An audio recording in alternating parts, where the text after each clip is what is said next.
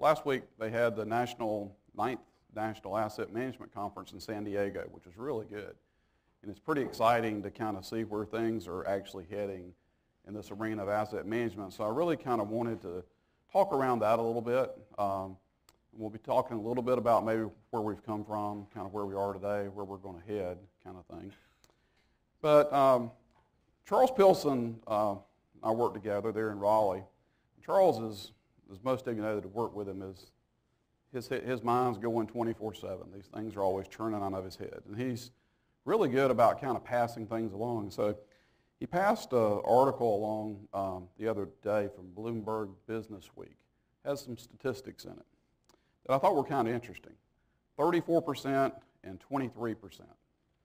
What they're looking at is a white paper done by the SAS Institute.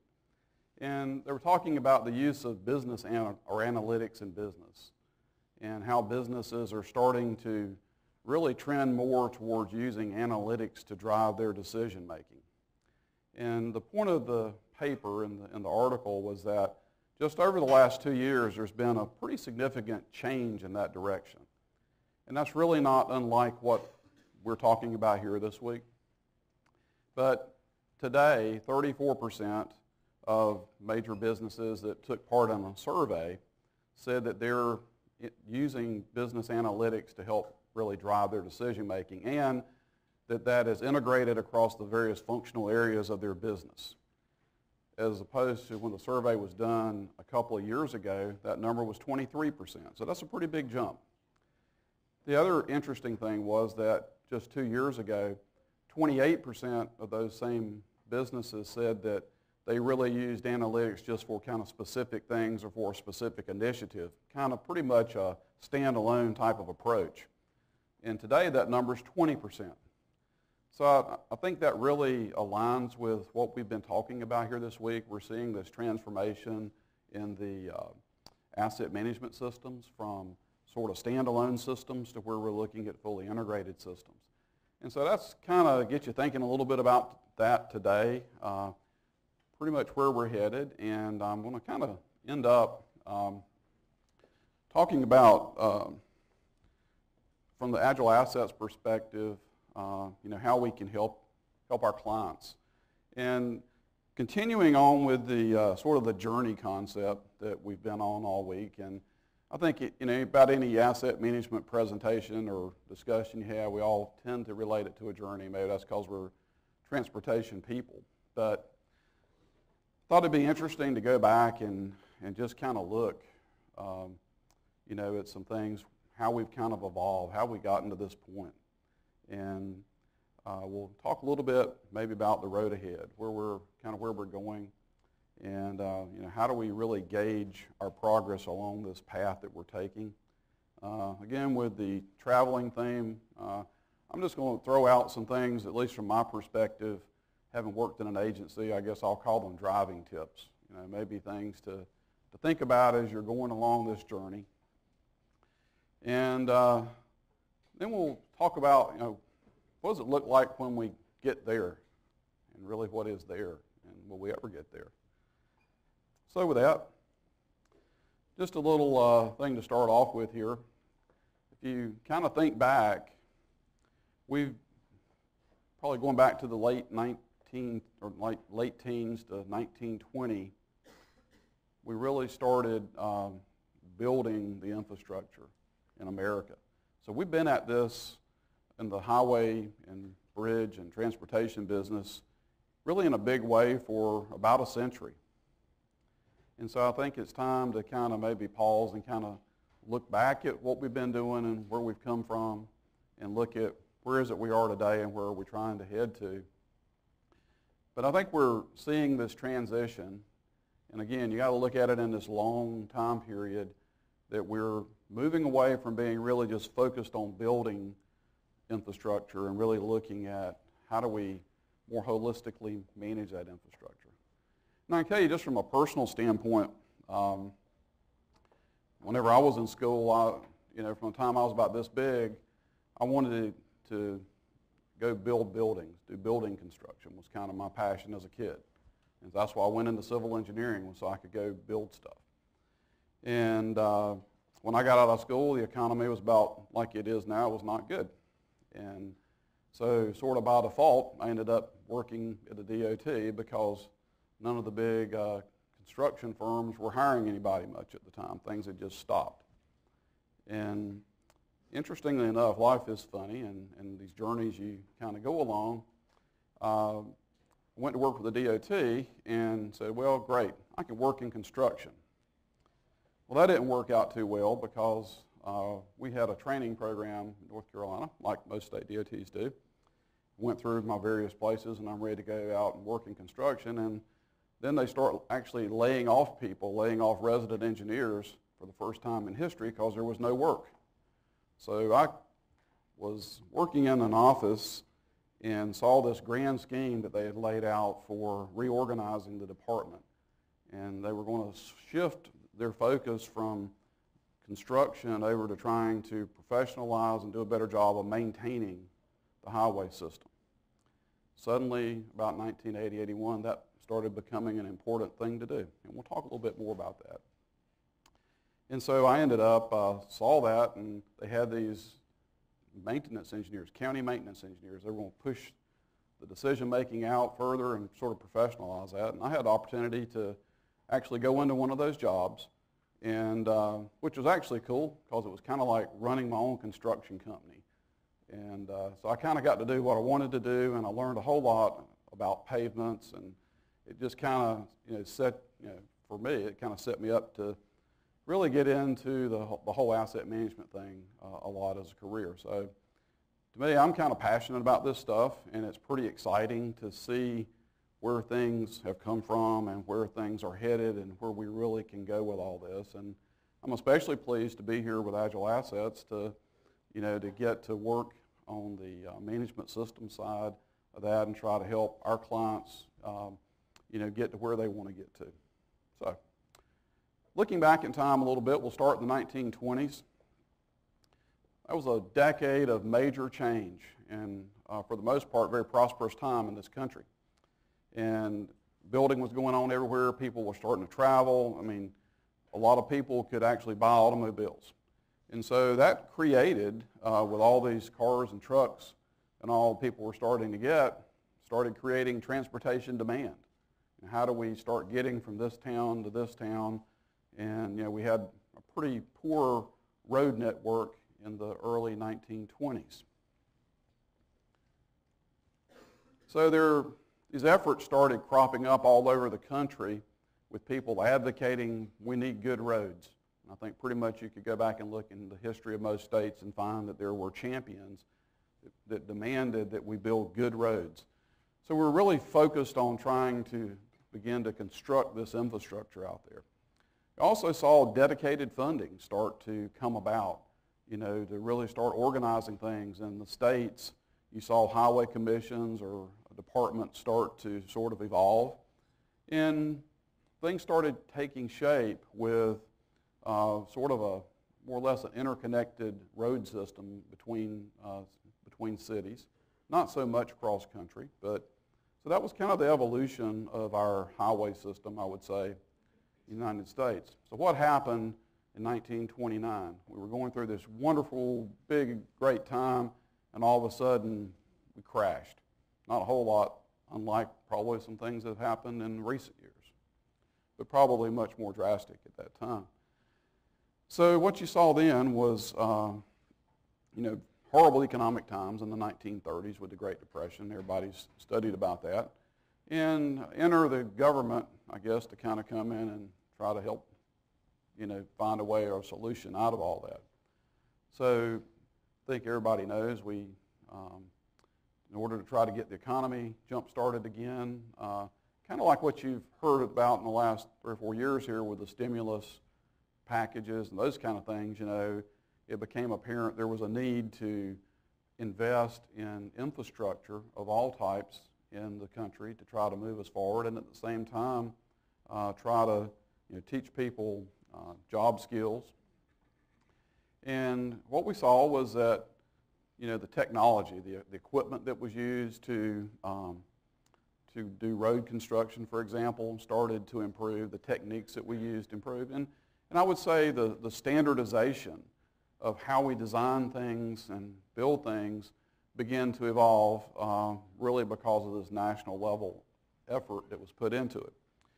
And I think to me that one thing, just kind of looking at some of that infrastructure that was built back in the 1930s, and one thing, I think you can always tell a bridge pretty much anywhere you go in the country that has what they call the old church window railings on it.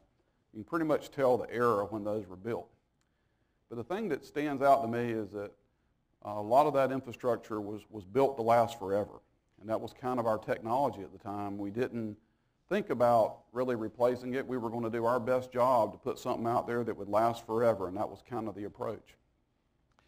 Had they built some of these bridges a little bit wider, we probably would still have, continue to have a lot of them in service. But they had, but that was kind of the philosophy then. So along came the 1940s, and we saw some, again, major change in that decade. So we kind of transitioned out of the Depression. We went into World War II, which certainly had a major impact on the entire globe and on our country especially as well. On the highway side, I mean, pretty much to a degree, life got put a little bit on hold, and we really focused our efforts on, being involved in the war effort. But there's some amazing things that really came out of the World War II era, because of our need to rapidly advance technology, to have what we needed to fight a war. We began to really improve on our design processes, technology advanced. And I would say that was to some degree, maybe, and we heard a little bit about this, an interesting story last week, about, say, with the Navy with ships, very detailed maintenance plans for the components and everything associated with aircraft and with ships. So we really began to go down this path of probably processes and sort of how we manage some of our assets, really, which is a little different than probably the past.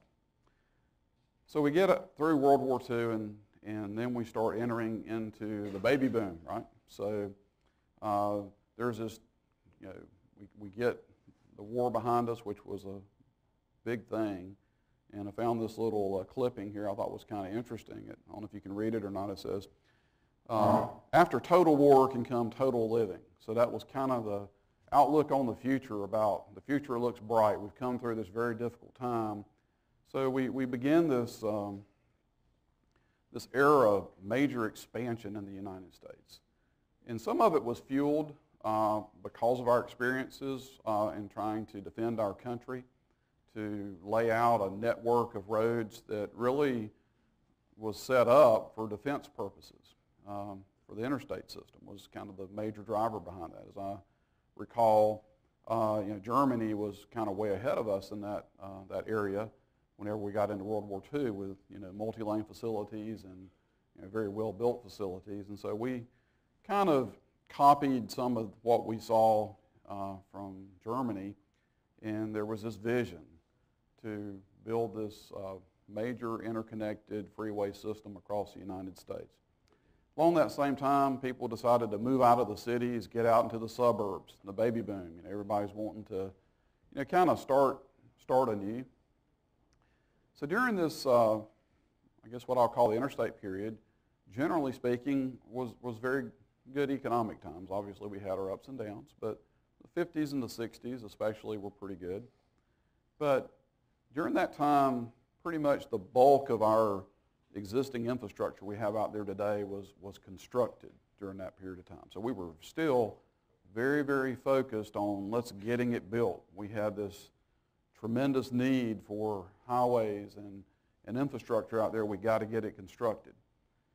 And I don't really think during that time probably how we take care of that infrastructure was necessarily on everyone's mind. We were really focused on getting it done. And maintenance was kind of an afterthought. We really moved away from, or probably moved into this era of, how do we set ourselves up to improve our delivery processes, our design and delivery processes. But our mentality, for the most part, was we'll build it, it'll die, and we'll just replace it again. But some things kind of happened along the way. In the 1970s especially, that became not so easy. You couldn't just go out and say, we're going to go build a road here, and we're going to take your land, and here we go. If you tried to start today and do what we did in the 1950s and 60s to build the interstate system, it would never happen. Not from an environmental standpoint, a lot of other regulatory standpoints, it would never happen today. But, so I guess what I call sort of the dawning of the regulatory age. And obviously that's, continued to become more and more a part of what we have to work within to do our jobs. So we kind of ended up that period with, again, with a time where our costs started rising, our revenue streams started declining or became stagnant. We couldn't keep up with what the demand was. Congestion started growing. During all this time, traffic keeps growing, right? But what we did see during that period were major advancements in science and technology. And in the highway end of things, take Dr. Hudson here. He was very involved in the late 1950s with the AASHTO road test and really what went into how we design pavements, how we manage pavements into the future. So there's a lot of things that were being laid out during that time that we're now really still reaping the benefits of today from those advancements in science and technology, the advancements of computers. So then we get into a new period here. We've kind of substantially built out the interstate infrastructure. And what's happening? It's, you go design a pavement for 20 years, right? Well, my goodness, you build it in 1959, maybe it's getting some age on it. So what are we going to do about that? A lot of our bridges, while they were probably in that era still in pretty good shape, we kind of moved away from those 1930s bridges, and we moved into more economical designs. Our advancements in how we design things gave us more confidence and ability to sort of design more around economy and more mass production. But again, this infrastructure was designed to kind of start wearing out, and we would replace it. But our funding didn't keep pace. And at the same time, with all this traffic increase there and a lot of the regulatory side of things, we see this competition for funds. We start moving into more of the multi-modal requirements and needs that start growing and the demand for those types of transportation investments. But I think along that time we started waking up a little bit and we saw that we really needed to start really doing a better job, as I was talking about earlier. That's kind of how I fell into this stuff, early 1980s. We needed to do a better job of planning and going about how we maintained our system. And I think what was really interesting to me in that period was in the maintenance arena, the idea of I guess what most people call the maintenance quality assurance approach, the assessment methodologies for going out and determining the state of our networks really came into being. And I think that was a very significant event that has really continues to really drive things. Late 80s, we saw at the federal level a mandate that states would have a pavement management system. States would have a bridge management system. But, I think as most of us know, states don't always like to necessarily be told you shall have these things. And so there was a lot of resistance to that. So we saw this mandate kind of come and kind of go, but yet, obviously, as on the engineering side, we saw the benefits of having these types of systems and being able to do this type of analysis and all. Probably, I guess, my first exposure to, transportation asset management came in the late 90s. But along the mid-90s, Federal Highway started promoting this idea of asset management. And we didn't come up with the idea. You look around the world at Australia, New Zealand, South Africa, the UK. We really borrowed a lot of things that the rest of the world was already doing. The rest of the world sometimes views us as being maybe a little bit wasteful here in our country, and that probably goes back to kind of our philosophy, which had been, you know, design it, build it, replace it. But that doesn't work. And so I think we started realizing we have to be better stewards of taking care of what we have. And during this period, we really saw major advancements in information technology and our management systems. And for a company like AgileAssets, that's really where it really started taking off in the area of pavement management systems and then into maintenance management systems. We also saw a new focus on preserving our system preservation of pavements and of bridges. And that was kind of a new concept. And I would say that working in an agency and actually trying to help champion both asset management and system preservation along, you know, you really get a lot of deer in the head, or used to get a lot of deer in the headlights looks from people when you're talking about this. And it's pretty cool now to see where things are as compared to where they were, you know, 12, 15 years ago with that. So, where are we today with all of this? So we're going to pause and take a look.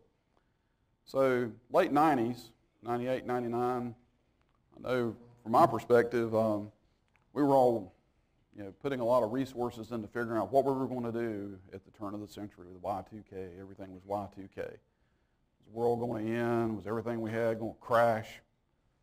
Well, you know, we went through all that, spent a lot of money, did a lot of things, but, you know, it looks like we survived. But during this period, since we, you know, entered the 21st century, we've continued to pretty much see a decline in our revenues that feed really our transportation programs. We actually saw vehicle miles traveled continue to really ratchet up, and at the same time our revenue streams kind of start to go down as we've seen more fuel-efficient cars on the road. That's been driving that. Then in 2008, you know, we had, I guess, what's referred to as the Great Recession, and that's had a major impact on everything in this country and how we look at things. We entered this new era of performance and accountability pretty much everywhere you turn, and that's not going away, but I actually think that's really a good thing, and it's the right thing. And we'll talk a little bit more about that with some of the things that are coming down. But maybe your state is different, maybe your country's different, but I doubt it. There's just not an appetite anymore for going out and raising taxes, trying to, or as they couch it, getting revenue packages. We have leveraged ourselves pretty heavily in the transportation arena. In fact, in some states, so heavily that they've had to cut back their staffs significantly. We borrowed money and hoping that we would get a revenue package down the road to help pay all that back, and then what happens? We don't. All these things are, by default, kind of pushing us into asset management. And I guess a question I have is that, big question that looms in the back of my mind is that if somehow or another we were to get a lot of money infused back in, would we suddenly just forget all this stuff and go back to our old ways of just having, you know, trying to go build? We've seen downsizing, outsourcing, and talked about that. But I think in all of this, we've come to the realization, and we're really seeing this transition, that we really have to focus on how do we really manage our infrastructure just instead of on building and replacing. And in this century, we've seen, you know, this technology just continue to explode. I mean, I love the discussion on the mobile technology. I mean, just look at where we are today. I was given a little bit of grief when I came to work with Agile. Jim Edgerton, that couldn't be here with us this week, but Jim and I worked together at DOT for a long time, and he's been with Agile for a long, long time. And I had a 3-year-old smartphone, Windows-based smartphone, and it worked okay for me. And Edgerton's like, you can't work here with that phone. You got to have a new phone. I'm like, well, my phone works fine, Jim. You don't understand. You know, you're working for a technology company. You got to have a new phone. So I kind of broke down and got an iPhone here several months back. Love it. It's great. But, you know, it's really cool when you just look, and you guys are all of you involved in that day in and day out, with just what's happened. And you have to kind of keep looking back and doing a gut check to see where we've been to kind of get an idea, I think, of where it is we're going into the future. And I think it's pretty exciting. But I would say that in this 100 years we've been doing this, that, you know, transportation asset management here in the United States is still a relatively new concept. I mean, we're at the beginning of something here. And to me, I think that's extremely exciting because in the world of civil engineering, those of us that, you know, went through that, we were all, you know, geared towards designing and building stuff. That's what we were trained to do. One little course I think I had in school on engineering economic analysis was it. We were really never exposed to what do we do with it once we build it. Now, there is a good textbook that somebody shared with me on infrastructure management, and I know there are courses that exist. And actually starting to see that pop up here and there in some of the universities now, which I think we need to do. I mean, we've got to move more as engineers and into, you know, being realistic that we kind of design it and build it and maintain and operate and preserve it for life, and we manage it. And transportation agencies, I think as most of us know, were really organized around delivery of construction programs. And if you still look at the org structures of most DOTs, they're still pretty much oriented around that, even though if you haven't noticed, our construction programs are really dwindling, but yet we still have everything set up to go deliver the big project. In fact, I was talking to a guy last week from a state DOT, and he was saying, you know, we just keep building or keep designing all these shelf projects because our consulting industry is at our doorstep. They got to have work to do, so we keep designing all these projects that we're never going to build and giving them work to do. We're still thinking that, you know, someday we're going to be back and doing that, but who knows? We don't know. So I think with all that, people are, you know, I think after last week's conference, you know, it's really exciting, you know, just to see where agencies are starting to go with asset management. But I think they're still struggling with where do we put that into the mix of our organization. Last week we heard a lot that there's this perception out there that, wow, you know, we've already got pavement and bridge management all figured out. We need to start worrying about all these other assets. Well, I would submit to you that, you know, we've made a lot of progress, and they are maybe more mature than other things, but I don't think we're at the point where we got all that figured out yet. I think we're still at the beginning, and we're very much on the learning curve part of that. Heard it yesterday, data. I mean, 40 years ago, data was still the issue. And today, data is still the issue of how do we get data at the point where we're doing the work, collect the right data accurately to get it into our systems. Our systems can do amazing things, but we still got to go back to that fact that we have collected a lot of stuff. Can we use everything that we collected? Are we collecting it in the right way? Is still a big issue. A lot of folks are recognizing one of the tenets of asset management is to know what you have, so we got to go inventory it. And we're looking at expanding that into a lot of different asset types. But I think we have to be careful with that. Just because you can do it does that necessarily mean that's what you should do? I think we have to step back and make sure, you know, our approach is the right way with that. Exciting thing to me is we're continuing to figure out how's the best way to go out and assess and determine the condition, the performance of what we have, and I think we're still evolving in that. I would say that by and large, we have a lot of capability with our management systems, but the use of that capability, really doing the analytics piece, we're not there yet at all. In fact, you look at what I did a little project for Federal Highway a couple of years ago, looking at bridge management based on some peer exchanges they had done and some of the data from the surveys that states took.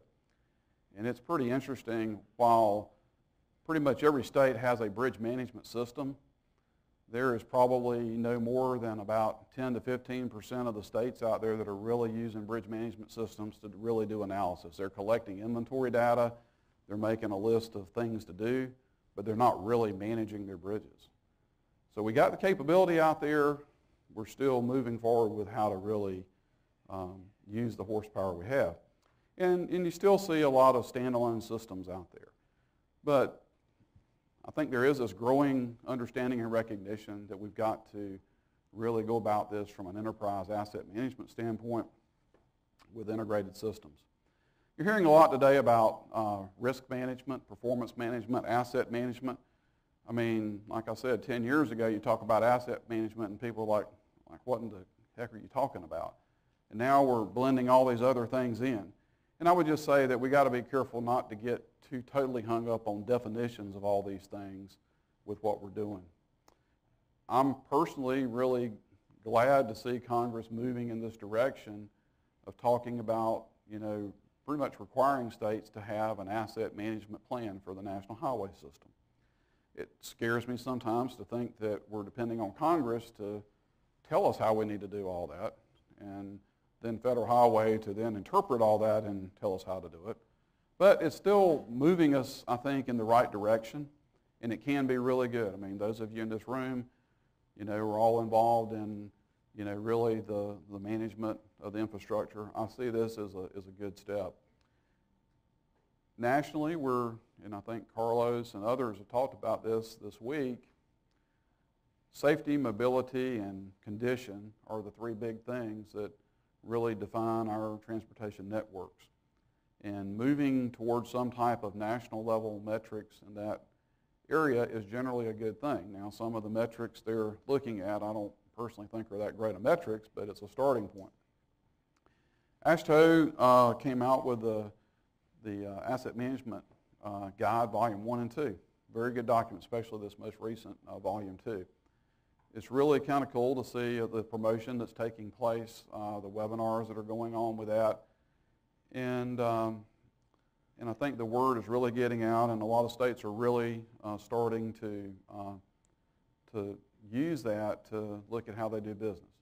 So where are we today? I think in the guide and some of the discussion you hear now, we talk about looking at our level of maturity in asset management. And I like that idea because it's kind of the self-assessment. And so I've looked at some of what's in the Asset Management Guide, and these are just a few thoughts of my own based on kind of having gone through this in an agency a few years back. But some of the things I think that we should look at as we kind of step back and look at our organizations, where we are, where we're trying to head, that I think are very important. Does your top management really understand what transportation asset management is? Now, that doesn't mean they necessarily have to be experts on it, but one, do you have their support, and is that being communicated from the top? Question. Carlos said this, and I certainly found this to be the case in working in North Carolina. We brought in, I guess, the world's leading management consultant to help us turn over every rock in our organization, McKinsey & Company. We spent a lot of money asking them to come in and help us kind of rethink and reshape our organization. That's a pretty bold move to make. Funny thing was, the number one thing they said any organization can do, and after working in organizations all around the world, is you got to have very simple, clearly understood goals. Now, you heard Carlos say that. And their test was, and I think this is pretty cool, I mean, if you can't remember what those goals are after reading them and walking out of the room, then your goals are too complicated. It has to be that simple. But I can tell you that really, if you get that right, can really drive your organization and drive your business, and they have to be relevant to everybody in your organization. Do you have alignment with the business units within your organization? Do you have an asset management plan? Has that actually been developed? And that doesn't necessarily have to be this big, thick document. There's a lot of ways you can get at this, but have you thought about that? Do you have ways of, have you developed inventories? Have you developed ways to assess what you have? And what is the extent and level of sophistication of your asset management systems? Are they integrated? Very importantly, and at least in my opinion, is when you're really trying to develop an asset management culture, get your systems in place and really push this out. And we've heard this in some presentations, I think, this week too. You got to have it accepted by the field. If it's just a headquarters thing, you're never going to get there like you need to get there, in my opinion. So to what extent has this really been pushed out down into your organization, into the field to get buy-in? Are you at a point where you're actually using analytics, where you're using data-driven decision-making to make your programming decisions? And does it go beyond just the maintenance and operations arena? Have you actually integrated that into the bigger capital side of your business? And is it a balanced approach to things? To what extent do you have collaboration within and across the organizational units of your organization? And I think level of accountability is important. Do you link employee performance, really link it to the organizational performance? So how do we kind of get there, maybe? I call these driving tips, and these are just kind of some of my thoughts that maybe you should consider. But above all else, you got to start. You have to start. But it is very important that hopefully none of us today just go jump in our car and start it up and take off and have no clue where we're going, because gas costs a lot of money. Back when I started driving, I probably did a lot of that when gas was 32 cents a gallon.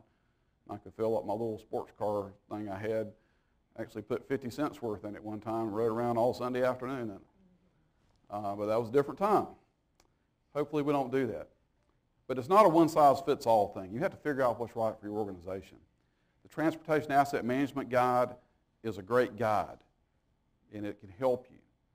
But it doesn't necessarily mean you have to follow everything verbatim. You have to figure out what works for you, but it's a great starting point. Absolutely critical is, I think, to the success of really moving forward with asset management, you got to have a vision. You really got to know where you're trying to go, and that really has to be communicated from at least the philosophy side of it from the top management. You really need that. It's very difficult if you just have champions who were kind of over in a part of an organization that are really trying to push this. And I think you'll see that improve because it's out in front of the CEOs and the chief engineers pretty much constantly now in the AASHTO circles. But that's absolutely critical. And I think you heard somebody mention this yesterday and probably in some other sessions. You got to have a bunch of champions. And if you don't, these things will die on the vine. You got to have a deep bench. Again, this idea of pushing it out to the field. I spent 20 years of my career in the field. Had no intentions of working in headquarters. In fact, I can tell you truthfully, when we'd have conference calls with the chief engineer when I was a division engineer, put it on mute and sit there and throw trash or basketballs in the trash can, and we sit around the office and roll our eyes around like, what are they thinking? This is ridiculous. So then one day you find yourself in headquarters. And then what are you going to do? So when I'm doing those conference calls, I know exactly what they're doing. Because when I ask a question, they don't answer, and you hear this, all of a sudden they come on the line. They had their phone on mute. You're like, what are they thinking? So everybody, it doesn't matter if you work in a government agency or you work in a big company or a little company. As long as you have a headquarters and you have, offices dispatched out, there's always going to be this kind of thought that here comes something that's going to be done to us. But it's really important to understand that when you're trying to move something like asset management along and know how to kind of work with that. I found that our long-range transportation plan, I got assigned to work on that many years back when I was state maintenance engineer and thought I had been sentenced to something. But that turned out to be probably one of the best things that I ever got to do because it actually became a driver for us in really trying to push asset management. It brought everything together, and it kind of, the light bulb went off for a lot of us. As engineers, we want to engineer things to death. And I can tell you with asset management, it goes back to you got to start. Don't get caught in the trap of trying to have everything just perfect before you ever get started, or you'll never get anywhere. You got to get going with it and be realistic about it. And what data do you you can collect a lot of data, but what do you really need to have to make good decisions? I think you have to keep asking yourself that question. It does require change management. We had a great panel yesterday that talked about that in their agencies. Every one of you goes through that. It's very real. You got to be prepared for it. You got to have a plan. Very importantly, windows of opportunity, especially working in state government, are rare. And when you see that window of opportunity kind of open, you better be prepared to make your move on it and do the most you can. I found this quote from Michael Dell, what I thought was actually kind of tied all that stuff together. It says, "Don't spend so much time trying to choose the perfect opportunity that you miss the right opportunity." And I think that gets back to trying to over-engineer things to death.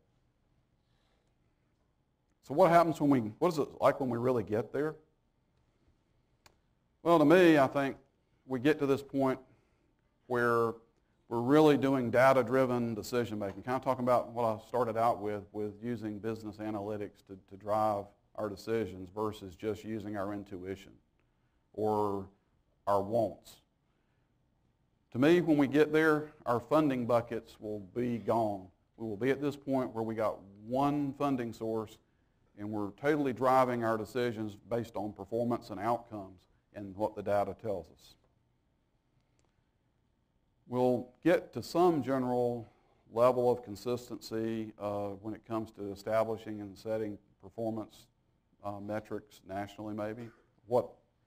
In our agency, Judith Corley-Lay, who's State Pavement Management Engineer in North Carolina, when we were going through all this, Judith used to say, what is good? And that kind of goes with you got to start. You got to say, what is good? I mean, we never had sat down and tried to figure out what are we really trying to manage to. And you have to do that. And that's painful, but you got to do that. I think we'll really be using mobile devices. It will be the norm, and they will be very sophisticated and be able to do what we want to do. I think that we'll see automated data collection. We're already seeing big changes in that in the last 4 or 5 years. I think that'll, in many areas, will continue to advance and will help really drive our decision making, our analysis that we do.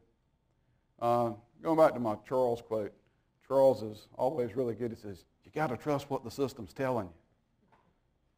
So when we get there, I think that's where we'll be one day. We got to have that trust in what it's telling us. Again, it goes back to make sure that data going in is good. I think that agency staff, everyone, when you get there, will kind of really totally understand how what it is they do contributes to what it is you're trying to get out the door. We'll move away from, I got my program and I got my money, and don't you touch it, and I'm going to do my thing, to understanding that you collaborate across the silos. Silos aren't necessarily bad. They're how you get things. It helps you get things done by concentrating your efforts. But it's how you manage to that that's important. And those programs then become strategies that everybody kind of buys into that help you get to that overall outcome you're trying to get to. And I personally think that asset management, performance management, take the handcuffs off of you. If you get, as an engineer, and somebody tells you, I want this, then get out of my way and let me go be an engineer and find out the solution to get you there. And that's what I think is the power of having, these analytics to help us do that. Don't prescribe to me how I got to do it. Tell me what I want, but give me the tools to help me get there. I think when we get there, and this is a real big wish here, but I do hope someday we'll be at the point where the public, our stakeholders, actually trust us as agency and industry when we tell them something and we tell them what the conditions are going to be like, or if we need this level of investment, they really believe us and that we trust what the system is telling us and we really can back that up. To me, y'all seen this, you're going to hear more about it from Pascal. To me, this is where we're trying to go. This is it today, is being able, if you're really understand asset management, is being able to do cross-asset analysis and optimization. That's the deal. And we're there today, and we're going to keep getting better and better at how we do that. But I think that's really the future. So from the AgileAssets perspective, Stuart talked a lot yesterday morning about our client survey that we did, really trying to get feedback from our clients? What's important to y'all? How are we doing as a company? And talked about our strategic plan. And just like a transportation agency, it's very important to go in the right established strategic direction. Same thing as a company. Are we properly aligned? Are we aligned with trying to meet the needs of our clients? I mean, we wouldn't be here if were it not for our clients. And that's why we exist. And I always kind of heard it said, like working in a transportation agency, you kind of sometimes find maybe folks who, when you have a construction project, they think they're going to nail the contractor. They're going to nail him. Well, I always said we need contractors to be successful. We need contractors to make money, because if they do well, then our agency does well, and they reinvest and they innovate. I think the same thing can be said here. We have a desire to keep really trying to improve the technology and what we can do, and we want to make sure we're meeting your needs, that we're putting our efforts in the right places.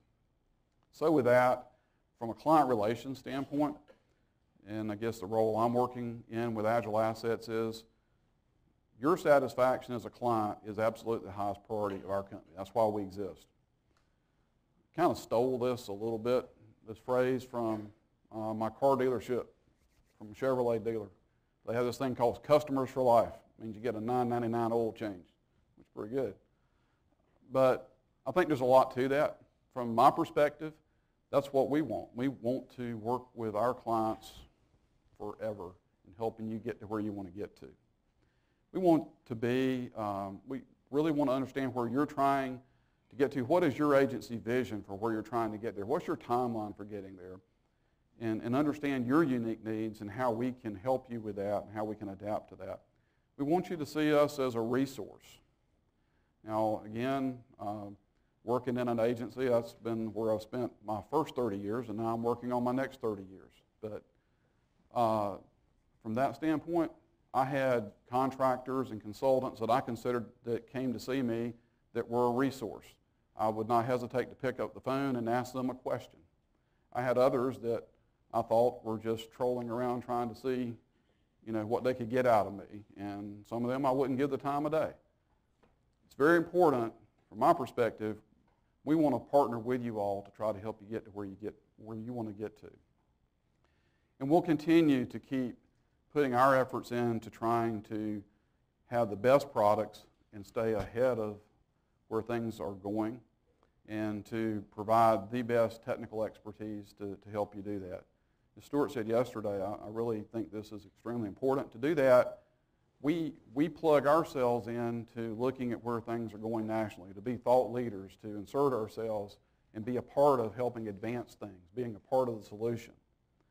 And more importantly, we want to listen to what you all are telling us, be responsive to that, and deliver on that. So kind of in closing out here, and looking at how we approach this within AgileAssets, we're going to kind of take the approach of kind of like, it's probably a good idea to do an annual insurance checkup, or maybe you're looking at your investments, to do an annual look at your investments. What we want to do is do that for each and every client of AgileAssets, is to really work with our clients to kind of do a checkup and see where you all are, where we are with things that we're working with you on. And to do that, we'll start by internally doing a lot of, I guess you might say, consulting across the silos, if you will, within AgileAssets. Really collaboratively within our organization, assessing where we are in various areas with each of our clients. We'll look at where you are in terms of upgrades that are coming. What kind of support, have you, what does that look like, or the history of that over the last year or so? Are there any outstanding issues that need to be resolved? We're going to do that kind of working around at least an annual on-site visit by myself and probably others in AgileAssets, just to sit down with each client and talk to you about how things are going, what your needs are, what can we do to try to help you? Are there anything we need to help you do and honor those commitments and make sure we follow up on it. We'll meet with you all here, meet with other members of your staff and your agencies. And if requested, if there's other products you want to see, we certainly can coordinate those kind of things in those visits. But once we do that, we'll come back and have a debrief again, collaboratively within AgileAssets, and come up with a plan for each client of what we really need to be doing and a timeline for that. And we'll incorporate, what you tell us back into that plan. And we want to time that such that when your maintenance agreements are, well in advance of those coming up for renewal, we want to have those conversations so we really know what you want to plan on and what you want to focus on for the next year so we can get that worked out. That's really how we want to coordinate all that going forward. And we'll be using fog bugs as our way of sort of tracking that, getting things in, and making sure we're staying on time and doing what we need to do. But I look forward to working with you all in this role. The future looks very bright. I think we are just at the beginning of really what asset management is. We looked back today for the last 100 years of what we've been doing, and I think we're today, in a way, at really the beginning of where all this is headed, and it's a very exciting time. And look forward to working with you. And just think about it this way. You all have your vision. You all are driving in a direction. We want to help be your engine and provide the analytics and the technical expertise in the asset management systems areas that we can help you get to where you want to get to. So thank you and appreciate it.